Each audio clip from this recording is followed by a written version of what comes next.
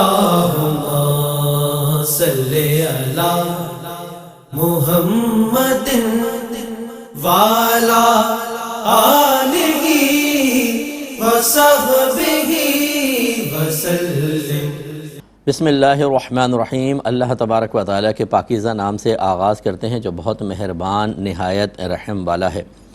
درس بخاری کا سلسلہ کتاب فی اللقطہ تک پہنچا تھا، یعنی جو گری پڑی ہمیں چیزیں ملتی ہیں ان کے بارے میں نبی کریم صلی اللہ علیہ وسلم کے جو ارشادات عالیہ ہیں ان پر مشتمل حدیثیں ذکر کی جا رہی ہیں۔ پچھلے پروگرام میں آخر میں جو باب قائم کیا تھا اور حدیث ذکر کی تھی، باب ہے باب لا تحتلب ماشیۃ احد بغیر اذن، یعنی کسی کے جانور کا دودھ اس کی اجازت کے بغیر نہ دوہا جائے، یعنی نکالا جائے۔ حدیث نمبر تھی 2435 اور اس کے راوی حضرت عبداللہ بن عمر رضی اللہ تعالی عنہما ہیں۔ وہ بیان کرتے ہیں کہ رسول اللہ صلی اللہ علیہ وسلم نے ارشاد فرمایا کہ کوئی شخص کسی دوسرے کے جانور کا دودھ اس کی اجازت کے بغیر نہ دھوئے۔ کیا تم میں سے کوئی شخص اس کو پسند کرتا ہے کہ کوئی شخص اس کے گودام میں جا کر اس کا ذخیرہ کھولے اور اس میں سے طعام نکال کر لے جائے؟ پس ان کے مویشیوں کے تھنوں میں ان کا طعام یعنی یہ دودھ وغیرہ محفوظ ہوتا ہے، لہذا کوئی شخص کسی دوسرے کے مویشی کا دودھ اس کی اجازت کے بغیر نہ نکالے۔ تو اس پر کلام چل رہا تھا۔ پہلی بات تو یہ کہ نبی کریم صلی اللہ علیہ وسلم جب کوئی بیان فرماتے تھے اور کوئی مسئلہ سمجھاتے تھے تو آپ چونکہ اللہ تبارک و تعالیٰ کی عطا سے بہترین نفسیات کو سمجھنے والے تھے تو آپ ایسی امثلہ قائم کر دیا کرتے تھے کہ سامنے والے کو فوراً بات سمجھ میں آئے۔ بعض اوقات ہم صرف سامنے والے کو سمجھا رہے ہوتے ہیں، کسی کے بارے میں بات بتا رہے ہوتے ہیں، اتنا اثر نہیں ہوتا، جب لیکن وہی مسئلہ اسی کی ذات پر ڈال کر بولا جائے تو کیفیات بدل جاتی ہیں۔ جیسے کوئی شخص کسی کو منع کر رہا ہو کہ دیکھو یار سوشل میڈیا پر اس طرح دوستیاں نہیں کرتے ہیں نامحرم کے ساتھ اور اس طرح فحش گفتگو نہیں کرتے ہیں، اس کو اتنا احساس نہیں ہوگا، یا چلیں ہو جائے بالفرض لیکن اتنا نہیں۔ لیکن جب آپ یہ کہیں گے اگر تمہاری بہن کے ساتھ کوئی ایسا کرے، تمہاری والدہ کے ساتھ، تمہاری بیٹی کے ساتھ، تو ایک دم دل پر بات لگے گی کہ واقعی بات تو ٹھیک کہہ رہا ہے۔ اس طرح بعضوں کو منع کریں وہ لڑکیوں کو مت چھیڑو تو وہ گریبان پکڑ لیتے ہیں بلکہ، اور اگر جواب میں کہیں کہ پھر تم بھی اجازت دو تمہاری بہن کو کوئی چھیڑ لے تو پھر دیکھیں پھر گریبان پکڑ لیں گے اب دوسرے نیت کے ساتھ کہ میری بہن کے لیے کیسا کہا۔ تو بھئی دوسرے کی بہن بہن نہیں ہے، تمہاری بہن بہن ہے، اس کی عزت عزت ہے، دوسری کی نہیں ہے۔ رحمت کونین صلی اللہ علیہ وسلم کے پاس ایک نوجوان حاضر ہوا، اس نے معاذ اللہ آپ سے زنا کی اجازت طلب کی۔ اب یہ بہت بڑی بے ادبی تھی تو صحابہ نے چاہا کہ اس کو کوئی سزا دیں، لیکن رحمت کونین صلی اللہ علیہ وسلم نے روکا اور فرمایا ٹھہر جاؤ۔ پھر اس کو بٹھایا، پھر فرمایا کہ ذرا یہ بتاؤ کہ اگر کوئی یہی عمل تمہاری بہن کے ساتھ کرے تو کیا تم اس کو پسند کرو گے؟ عرض کی نہیں۔ تمہاری بیٹی کے ساتھ؟ نہیں۔ تمہاری والدہ کے ساتھ؟ پھر منع کیا۔ اس طرح آپ کئی رشتے گنواتے رہے، وہ ہر بار منع کرتا رہا۔ یہ تھا ایک نفسیاتی طور پر اسے اس بات کا احساس دلانا کہ ذرا اپنی جہت سے بھی اس خطا اور گناہ کو دیکھ لو، تم کسی کے لیے تو ایسا سوچ رہے ہو، اپنے لیے کیا خیال ہے؟ اس کے بعد رحمت کونین صلی اللہ علیہ وسلم نے اپنا دست اقدس اس کے سینے پہ رکھا اور اللہ تعالیٰ کی بارگاہ میں عرض کی، اے اللہ تعالیٰ اس کو زنا سے محفوظ فرما دے، زنا سے نفرت عطا فرما دے۔ تو وہ نوجوان کہتا ہے کہ جب میں رحمت کونین صلی اللہ علیہ وسلم کے پاس آیا تھا تو زنا سے زیادہ کوئی محبوب شے میرے نزدیک نہ تھی، لیکن جب میں اٹھ کے گیا ہوں تو سب سے زیادہ قابل نفرت شے میرے نزدیک زنا تھی۔ تو آپ دیکھیں اگر سرکار چاہتے تو شروع سے ہی سینے پہ ہاتھ رکھتے اور بطریق معجزہ اس کے سینے کو پاک و صاف فرما دیتے جیسے لاسٹ میں کیا، لیکن پھر اس کو احساس کیسے پیدا ہوتا؟ جو لوگ ادھر ادھر بیٹھے ہوئے تھے ان کا ذہن کیسے بنتا؟ وہ اس چیز کو سننے کے بعد پھر آگے بطور مثال کیسے پیش کرتے؟ پھر نبی کریم صلی اللہ علیہ وسلم کی یہ بات آگے کیسے بیان ہوتی؟ یعنی پھر آنے والوں کے لیے تو اس میں سیکھنے کے لیے کوئی سبب نہ رہتا، سیکھنے کے لیے کوئی مواد تو موجود نہ ہوتا۔ اس لیے میرے آقا صلی اللہ علیہ وسلم نے پہلے ایک چیز سکھا دی، ایک احساس بیدار کر دیا، ایک شعور بیدار کیا، اس کے بعد بطریق معجزہ اس کے دل سے زنا کی محبت کو کھینچ لیا اور باہر پھینک دیا۔ اس لیے ہمیں سوچنا چاہیے۔ اب اس مسئلے پر آ جائیے، سرکار نے کتنی پیاری مثال دی کہ تم کسی کے بکری کھڑی ہے، کسی کی گائے، کسی کی بھینس، اس کے تھنوں میں دودھ رکھو اور بغیر اجازت کے نکال لو، کیا تم اس بات کو پسند کرو گے کوئی تمہارے گودام میں جائے اور تمہاری گندم رکھی ہو، جو رکھی ہو، چاول رکھا ہو اور چپ چاپ کھول کر تمہاری اجازت کے بغیر بوریاں اٹھا کے لے جائے؟ یقیناً تم ناپسند کرو گے۔ اب جب ہم یہ سوچیں گے نا، ہم کہیں گے واقعی میری چیز کوئی لے جائے، یہ تو میں بالکل ناپسند کروں گا، تو بھئی پھر دوسرے کے لیے بھی ناپسند رکھو۔ اس لیے اچھی طرح یاد رکھیں،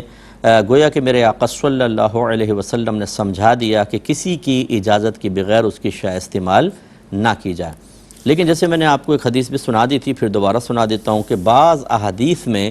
اس کی اجازت بھی دی ہے سرکار نے کہ بغیر اجازت استعمال کر سکتے ہیں۔ تو ان دونوں میں مطابقت کی کیا صورت ہوگی، موافقت کی کیا صورت ہوگی؟ کیا رحمت کونین صلی اللہ علیہ وسلم کی گفتگو میں باہم ٹکراؤ ہو سکتا ہے؟ حالانکہ نہیں ہو سکتا، کیونکہ یہ تو وحی الہی کی ایک صورت ہوتی ہے، اسی لیے قرآن کو وحی جلی کہتے ہیں اور حدیث کو وحی خفی کہا جاتا ہے۔ دونوں اللہ کے پیغام ہوتے ہیں، فرق یہ ہوتا ہے کہ قرآن میں معانی بھی اللہ کی طرف سے ہوتے ہیں اور ان کے لیے الفاظ کا انتخاب بھی اللہ کی جانب سے ہوتا ہے، جبکہ حدیث میں جو معنی اور مفہوم ہیں یا معانی اور مفہوم ہیں، مفاہیم ہیں، وہ اللہ تعالیٰ کی طرف سے ہی ہوتے ہیں، لیکن الفاظ کا چناؤ نبی کریم صلی اللہ علیہ وسلم کے اختیار کے ساتھ ہوتا ہے۔ ہیں دونوں پیغام الہی، اس لیے پیغام الہی میں ٹکراؤ کی صورت ہی نہیں بن سکتی، اس لیے کہ اللہ تعالیٰ ان عوارضات بشریہ سے اور نقائص سے پاک و صاف ہے۔ آپ کا میرا ہو سکتا ہے کہ ایک وقت میں ہم کوئی بات بیان کریں، اگلی دفعہ اپنی بات کے خلاف کر رہے ہوں، جیسے بھول جاتے ہیں ہم کسی چیز کے بارے میں رائے قائم کرتے ہیں تو متضاد رائے قائم ہو جاتی ہیں، ایسا اللہ تعالیٰ اس کے رسول کے کلام میں نہیں ہو سکتا۔ لیکن اگر بظاہر ہو تو پھر ہمیں کیا کرنا چاہیے، وہ میں آپ کو عرض کرتا ہوں۔ تو یہ حدیث ہے سنن ابو داؤد کی، حضرت سمرہ بن جندب رضی اللہ تعالیٰ عنہ بیان کرتے ہیں کہ نبی کریم صلی اللہ علیہ وسلم نے فرمایا کہ جب تم میں سے کوئی شخص کسی کے مویشیوں کے پاس جائے،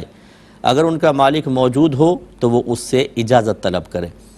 اگر وہ اجازت دے دے تو ان کا دودھ نکال کر پی لے، اور اگر وہاں ان کا مالک موجود نہ ہو تو 3 مرتبہ آواز دے، یعنی مالک کو پکارے،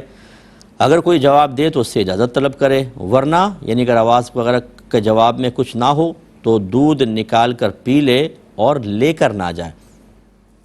تو اب ان میں کیا بظاہر تطبیق کی صورت ہے؟ تو اب ہوتا یہ ہے کہ جب آیات میں، حدیث میں 2 آیات کے درمیان، 2 حدیثوں کے درمیان باہم ٹکراؤ نظر آتا ہے، اور دونوں ہی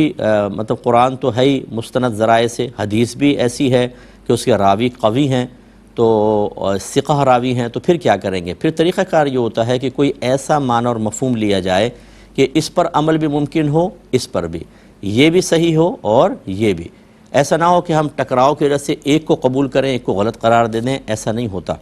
یہ اس وقت ہوتا ہے کہ جب ایک طرف، جیسے قرآن میں تو نہیں ہوگا، حدیثوں میں جیسے بہت ہی قوی قسم کے راوی ہیں ایک طرف، اور دوسری طرف کمزور ہیں، تو ہم کمزور کو چھوڑ دیں گے، کمزوروں والی حدیث اور قوی والی لے لیں گے۔ لیکن اب دونوں قوی ہوں تو اس میں طریقہ یہ ہوتا ہے کہ کوئی معنی مفہوم ایسا لے لیں کہ دونوں پر عمل ممکن ہو سکے۔ تو اب یہ ہے جو پہلا سرکار نے فرمایا کہ اجازت کے بغیر دودھ نہ نکالے، اس سے مراد ہے کہ جب مالک موجود ہو یا اس تک رسائی ہو سکتی ہو، اور دوسرا جو ہے اس کی اجازت کے بغیر نکال لے، وہ اس وقت ہے جب مالک موجود نہ ہو اور دودھ کے استعمال کی سخت حاجت ہو۔ اس لیے فرمایا کہ لے کر نہ جائے، یعنی چوری کی معاذ اللہ کو اجازت نہیں دی جا رہی۔ جیسے مثال کے طور پہ ایک آدمی سفر کر رہا ہے، کھانے پینے کا سامان اس کے پاس نہیں ہے، بھوک شدید ترین ہو چکی ہے، اس کو جان جانے کا خوف ہے، یا سفر وہ اب جاری نہیں رکھ سکتا ہے، تو بقدر ضرورت وہ دودھ پی سکتا ہے تاکہ جان بچائی جا سکے یا وقتی مشقت سے محفوظ رہا جا سکے۔ اس کے علاوہ اگر صورتحال ہو تو چاہے مالک موجود نہ ہو، انتظار کرے، پہلے مالک سے پوچھے اور پھر دودھ نکالے۔ اب دیکھیں دونوں حدیثوں میں باہم تطبیق ہو گئی ہے۔ اگلی حدیث کی طرف آتے ہیں، باب قائم کیا ہے، باب اذا جاء صاحب اللقطة بعد سنة ردها علیہ لأنها ودیعة عنده، یعنی جب لقطے کا مالک 1 سال کے بعد آئے تو لقطہ اٹھانے والا لقطہ اس کو واپس کر دے، کیونکہ لقطہ اس کے پاس امانت ہے۔ جو نئے شامل ہونے والے ہیں ان کے لیے عرض کر دیتا ہوں کہ لقطہ گری پڑی چیز کو کہتے ہیں، جو ہمیں روڈوں پہ مل جاتی ہے، راستے میں مل جاتی ہے، اس کو شرعی اصطلاح ہمیں لقطہ کہا جاتا ہے۔ اور اس حدیث سے وہی پچھلی حدیث ہے، اس حدیث میں بھی وہی مضمون بیان ہوا کہ اگر کسی کو کوئی چیز ملتی ہے اور ہمیں غالب گمان ہے کہ یہ مسلمان بھائی کی ہے، تو سمجھ لیں کہ وہ ہماری ملکیت نہیں بن جائے گی، وہ مسلمان کی ہے۔ اگر آپ کو مشقت محسوس ہو کہ اٹھا کر مسلمان تک پہنچانا مشکل ہے تو چھوڑ دیں اس کو، لیکن اگر آپ اٹھا لیتے ہیں تو اپنی ملک میں کرنے کی نیت سے نہ اٹھائیں، ورنہ یہ حرام ہوگا، بلکہ اس نیت کے ساتھ اٹھائیں کہ چلے میں اعلان کر کے اس کے مالک تک پہنچا دوں گا۔ پھر حدیثوں میں 1 سال 2 سال 3 سال کی مدت بیان ہوئی، لیکن فقہائے احناف نے جو اندازہ لگایا، جو نتیجہ نکالا، وہ یہی ہے کہ اتنی دیر تک اعلان کریں کہ اس شے کا مالک اس کی تلاش سے مایوس ہو چکا ہوگا، یعنی ہمارے گمان میں آیا کہ اب مایوس ہو گیا ہوگا، پھر اگر ہم خود مستحق ہیں خود رکھ لیں، ورنہ اس کی طرف سے صدقہ کر دیں۔ اور یہ آپ کو سمجھا ہی دیا تھا کہ یہ مالیت کے اعتبار سے مختلف ہو سکتا ہے۔ اگر کھانے پینے کی کوئی چیز ہے جیسے پھل فروٹ وغیرہ تو فوراً ہی خراب ہو جائے گا، اس کو فوراً یوز کر سکتے ہیں، اور پیسہ وغیرہ اگر ہے تو طویل عرصے تک، اور اگر گولڈ ہے تو گولڈ کے لیے اتنے عرصے تک کہ اس کا مالک اندازہ ہوگا، یعنی اندازہ ہم کرنے کی کوشش کریں گے کہ کب تک اس کی تلاش کرے گا۔ تو یہ مالیت کے اعتبار سے ہماری یہ جو سوچ اور فکر کا نتیجہ ہے مختلف ہو سکتا ہے۔ ایسے ہی جب آپ نے اعلان کرنا ہے تو کس طریقے سے کرنا ہے، اس کے لیے فقہاء نے لکھا کہ جو آپ کے اطراف میں اعلان کرنے کا ایک طریقہ ہے، جیسے بعض مساجد میں اعلان ہو جاتے ہیں یا مارکیٹس وغیرہ میں اعلان ہوتے ہیں، یا کوئی پوسٹر وغیرہ لگا دیا جاتا ہے کہ جس کی چیز گمی ہو نشانی بتا کر لے جائے، اس طریقے سے اعلان کرنا ہوتا ہے۔ وہی حدیث اب دیکھیں دوبارہ ذکر کی ہے، 2436 نمبر حدیث پاک ہے۔ حضرت زید بن خالد رضی اللہ تعالی عنہ بیان کرتے ہیں کہ ایک شخص نے رسول اللہ صلی اللہ علیہ وسلم سے لقطہ کے متعلق سوال کیا۔ آپ نے اس سے فرمایا کہ 1 سال اعلان کرو، پھر اس کی تھیلی اور اس کی ڈوری کو ذہن نشین کر لو، پھر اس کو خرچ کر لو، پس اگر اس کا مالک آئے تو اس کو ادا کر دو، یعنی اگر نہ آئے تو ٹھیک ہے، پھر خرچ کر لیا، اور آ گیا تو پھر تمہیں دینا پڑے گا۔ مسلمانوں نے عرض کی یا رسول اللہ صلی اللہ علیہ وسلم، اگر وہ بکری ہو، آپ نے ارشاد فرمایا کہ اس کو پکڑ لو کیونکہ وہ تمہارے لیے ہے، یعنی اگر مالک نہیں آیا تو تمہارے لیے، یا تمہارے بھائی کے لیے ہے، یہ اس صورت میں کہ مالک آ گیا تو اس کے حوالے کر دو، یا بھیڑیے کے لیے ہے، یعنی اگر تم نے چھوڑ دیا تو بھیڑیا اٹھا کے لے جائے گا۔ تو اس دور میں چونکہ مکے میں مدینے میں اس طرح کے معاملات تھے کہ جنگلات وغیرہ تھے اور اس قسم کے جانور ہوتے تھے جو اب تو اس کا تصور نہیں ہے، تو سرکار نے ارشاد فرمایا کہ چھوڑو گے تو بھیڑیا لے جائے گا۔ اس کا مطلب اٹھا لو، اعلان کرو، نہ آئے تو تم استعمال کرو، ورنہ مسلمان بھائی کو دے دینا۔ پھر اس شخص نے عرض کی یا رسول اللہ، پس اگر وہ اونٹ ہو تو رحمت کونین صلی اللہ علیہ وسلم غضب میں آ گئے، حتیٰ کہ آپ کے دونوں رخسار سرخ ہو گئے، یا راوی نے یوں کہا کہ آپ کا چہرہ انور سرخ ہو گیا۔ آپ نے فرمایا کہ تمہیں اونٹ کے متعلق کیا تشویش ہے، اس کے ساتھ اس کا کھر ہے اور اس کے پانی کی مشک ہے، حتیٰ کہ اس کا مالک اس کو مل جائے گا۔ یعنی اونٹ ایک بڑا جانور ہے، بھیڑیا قریب آئے گا نہیں، اور دور سے یہ نمایاں طور پہ نظر آ جاتا ہے، اور عمومی طور پہ جیسے بکری کھانا پینا نہ ملے تو جلدی ہلاک ہو جائے، اونٹ کے ساتھ ایسا معاملہ نہیں ہے، اس کے ساتھ اس کے پیر ہیں، بہت دور دور تک سفر کر کے پانی پی سکتا ہے، تو اس کے متعلق کوئی احسن نہ کرو۔ اور یہ پہلے میں آپ کو بتا چکا ہوں کہ اظہار غضب میں اس لیے نبی کریم صلی اللہ علیہ وسلم تشریف لائے کہ آپ غیر ضروری کویسچنز کو محبوب نہیں رکھا کرتے تھے۔ آپ چاہتے تھے کہ بس ٹو دا پوائنٹ گفتگو ہو، اور ایک مسئلہ سمجھا دیا تو اس کے مطابق، پھر بہت زیادہ کریدنا، بہت زیادہ بات کو طویل کرنا، یہ آپ کے لیے ناپسندیدہ تھا۔ اور یہ بھی میں وضاحت کر چکا ہوں کہ بعض اوقات ایسا ہوتا تھا کہ اگر کوئی زیادہ کریدے گا تو سرکار صلی اللہ علیہ وسلم یہ چاہتے تھے کہ امت کے لیے آسانی رہے، یہ نہ کریدے تو آسانی ہوگی کہ مختلف صورتیں سامنے آئیں گی، وہ خود فیصلہ کر لیں گے، یار یہ سرکار نے کلیئر نہیں کیا ہے، چلو یہ اختیار کر لوں یا یہ اختیار کر لوں، چوائسز ہوں گی۔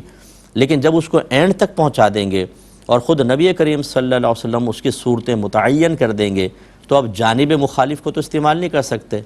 اب وہ بالکل مقید ہو جائیں گے اور اس سے زندگی تنگ ہو جائے گی۔ اس پہ میں نے کافی کلام کیا ہے، پچھلے ایپیسوڈز میں آپ سن سکتے ہیں۔ اگلے باب پہ آتے ہیں، باب هل یأخذ اللقطة ولا يدعها تضيع حتى لا يأخذها من لا يستحق۔ لقطے کو اٹھا لینے کا باب، اور اس کو ضائع ہونے کے لیے نہ چھوڑیں حتیٰ کہ اس کو غیر مستحق نہ اٹھا لیں۔ یعنی اس میں استحباب کا بیان ہے کہ اگر ایک لقطہ پڑا ہے، آپ پہ واجب نہیں ہے کہ اس کو اٹھا کے مالک تک پہنچائیں، لیکن مستحب اور افضل یہ ہے کہ اٹھا لیں۔ اپنے مسلمان بھائی کے لیے تھوڑی سی مشقت برداشت کر لیں تو اس کا آپ کو ثواب ملے گا، ورنہ آپ نہیں اٹھائیں گے تو کوئی اور اٹھا کے لے جائے گا، اور ہو سکتا ہے وہ مستحق بھی نہ ہو اور شرعی تقاضے پورے نہ ہو، یوں ایک مسلمان بھائی کی امانت ضائع ہوگی اور یہ شخص گناہ گار بھی ہوگا، اس لیے اٹھا لینا بہتر ہوتا ہے۔ اس پہ حدیث لے کر آئے ہیں 2437 نمبر ہے۔ حضرت سوید بن غفلہ رضی اللہ تعالی عنہ اس کے راوی ہیں۔ یہ بیان کرتے ہیں کہ میں سلمان بن ربیعہ اور زید بن سوحان رضی اللہ عنہما کے ساتھ ایک غزوے میں تھا تو مجھے ایک چابک ملا، ہنٹر۔ انہوں نے کہا یہ میری طرف پھینک دو۔ میں نے کہا کہ نہیں، لیکن اگر مجھے اس کا مالک مل گیا تو میں اس کو یہ دے دوں گا، ورنہ میں خود اس سے فائدہ اٹھاؤں گا۔ بس جب ہم واپس ہوئے تو ہم نے حج کیا، پھر میں مدینہ کے پاس سے گزرا تو میں نے حضرت ابی بن کعب رضی اللہ تعالی عنہ سے سوال کیا، یعنی ایسے اس کے ہنٹر کے بارے میں، تو انہوں نے بتایا کہ نبی کریم صلی اللہ علیہ وسلم کے عہد میں انہیں ایک تھیلی ملی تھی جس میں 100 دینار تھے۔ تو میں نبی کریم صلی اللہ علیہ وسلم کے پاس وہ تھیلی لے کر گیا، آپ نے فرمایا کہ اس کا 1 سال تک اعلان کرو، تو میں نے اس کا 1 سال تک اعلان کیا۔ میں پھر گیا تو آپ نے فرمایا اس کا 1 سال تک اعلان کرو، کیونکہ سونے کی اشرفیاں تھیں اور سرکار کو گمان تھا کہ اس کا مالک چین سے نہیں بیٹھے گا، 1 سال بھی گزر گیا تب بھی اس کے ذہن میں اس تھیلی کا غم ہوگا اور کبھی نہ کبھی ضرور تلاش کرے گا۔ تو میں نے اس کا مزید 1 سال تک اعلان کیا، پھر میں گیا تو آپ نے فرمایا کہ اس کا 1 سال تک اور اعلان کرو، تو میں نے اس کا 1 سال تک اور اعلان کیا۔ جب میں چوتھی بار گیا تو آپ نے فرمایا کہ ان دیناروں کی تعداد کو اور ان کی تھیلی کو اور تھیلی کی ڈوری کو ذہن نشین کر لو،